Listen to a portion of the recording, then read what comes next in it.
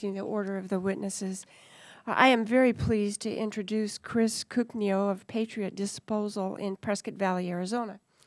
Chris helped found Patriot Disposal 10 years ago, fighting the odds to build a business that now serves thousands of residential and commercial customers throughout Yavapai County.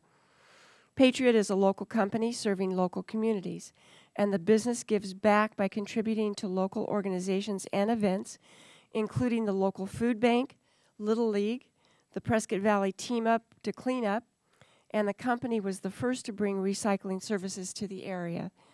Chris is equally involved, serving as vice chair of the Prescott Valley Chamber of Commerce, as well as on the board of directors for the Prescott Valley Economic Development Foundation. Chris, welcome to our committee. Thank you, Madam Chair, for allowing me to speak with you on behalf of small business folks of Arizona's 1st Congressional District. And I also want to thank Representative Kirkpatrick for the invitation to do the same. My name is Chris Kuknyo, and I'm one of the co-founders of Patriot Disposal. We're a small trash and recycling company that just celebrated our 10th anniversary. You see, 10 years ago, I and another gentleman took hold of the American dream. We knew that the dream wasn't entitlement, but opportunity. That if we believed in ourselves and worked hard, there was nothing we couldn't accomplish. My partner knew the trash business and was a whiz at financing and administration. I knew how to fix trucks, and I had a knack for marketing. We developed a rock-solid business plan and took it to the Service Corps of retired executives in the Small Business Administration. They said, "Don't do it. You'll never make it. Waste management will crush you." We took our plan to the banks, where one loan officer laughed and said, "Come back when you don't need the money." So we did what so many small business people do. We went all in. We put everything we owned and worked for on the table. I took out a mortgage on my home, and we purchased a garbage truck and 300 garbage cans.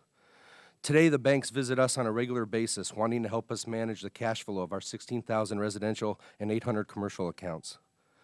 The journey from 0 employees to 29 employees has not been without its challenges, as represented by my graying hair.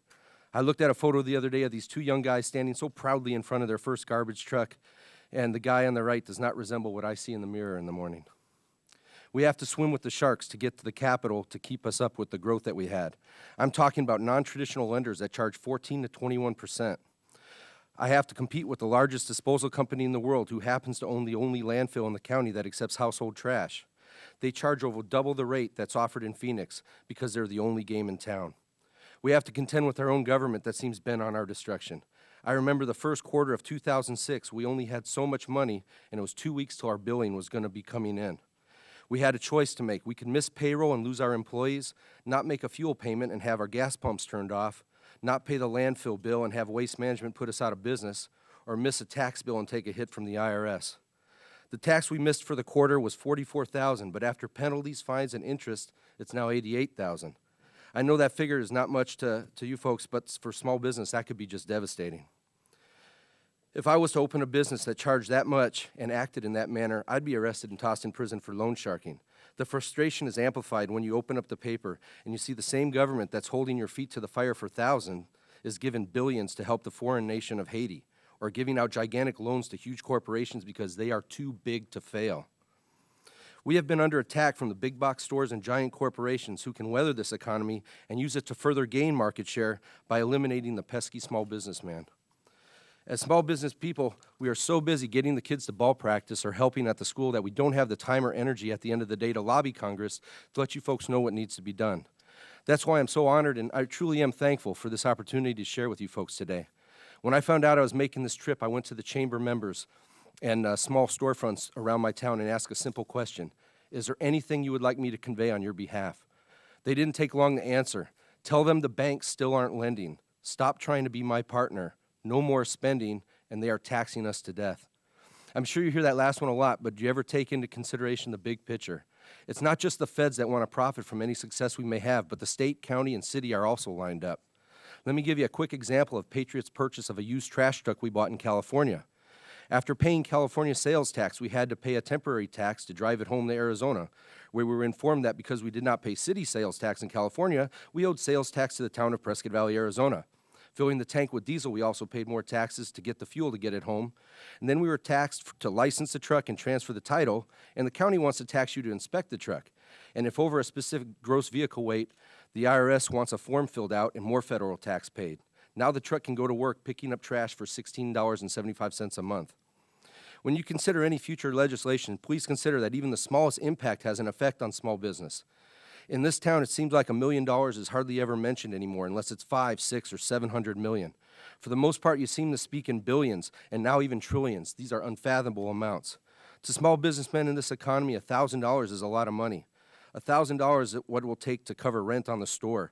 $1,000 will allow me to keep my home and make the car payment this month. $1,000 separates me from bankruptcy. I've never seen so many dreams shattered as I have in the past year. Folks that have been doing their best to hang on until the economy improves have lost their businesses, their homes, their savings, their dignity. If you don't believe in God, you've never been in business, because over this last year, I guarantee we have all been hitting our knees and asking, Lord, please keep the wolves at bay for just one more day. And should you survive the attack from the big box stores and get out from under the mountain of taxation, if the clouds part and God looks down and smiles on your business, and what do you hear from your national leaders? You hear you're a fat cat, you're the rich, you need to spread the wealth around. I tell you, that's not the way to start a bonding session. But my message is a message of hope. Small business really is the backbone of this country, and proof of that is that we have not failed completely. I know it's not a popular thing to say, but I really am proud of this country, and I still believe in her and the way we do business. Folks from around the world are knocking our door down to get in because we are and always have been the land of opportunity. I think to summarize what the folks back home wanted me to express is that we really don't need you to do anything for us, just don't do anything to harm us. Consider the impact of any legislation. Thank you. Thank you. And the chair recognizes now Mr. King.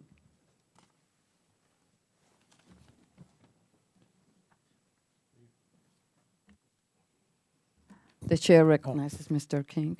Sorry, Madam Chair. Thank you. I was focused on the witness's testimony. It was so interesting. I was writing a quote down, and I'll be reviewing that. This is fascinating to me, and so much packed into 5 minutes. Thank you. I have the privilege to introduce the next witness, who is Rob Hawk, and he and his wife Tara are the owners of a company called Anemometry